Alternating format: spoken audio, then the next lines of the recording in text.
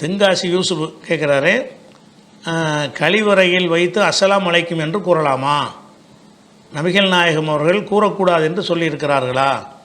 ஒரு ஆள் வந்து பாத்ரூமில் இருக்கிறார், பாத்ரூமில் இருந்துக்கிட்டு அஸ்ஸலாமு அலைக்கும்ங்கிறார், அல்லது நம்ம உட்காந்துட்டு அஸ்ஸலாமு அலைக்கும் அலைக்கும் சலாம்ங்கிறார்.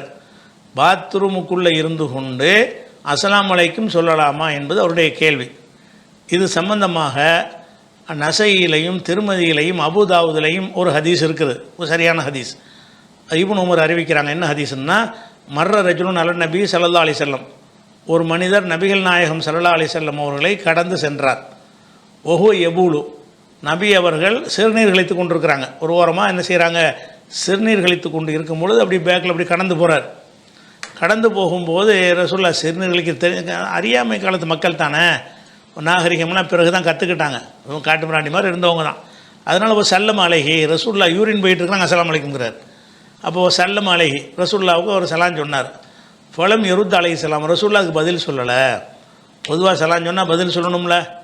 இவர் வந்து ரசூலுல்லாஹ் வந்து யூரின் போயிட்டு இருக்கும்போது என்ன செய்யற, அவர் கடந்து போகும்போது ரசூலுல்லாஹ் யூரின் போயிட்டு இருக்கிறாங்களா, அஸ்ஸலாமு அலைக்கும்ட்டார்.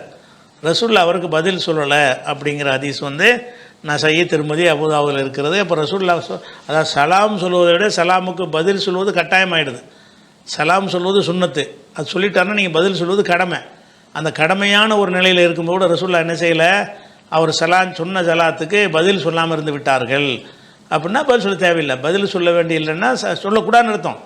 சலான் சொல்லியும் கூட பேசாமல் இருந்துட்டாங்கன்னா என்ன அர்த்தம், இது சலான் சொல்வதற்குரிய இடம் இல்லை, அதான் எனக்கு அர்த்தம். இது ஒன்றே போதுமானதாக இருக்குது.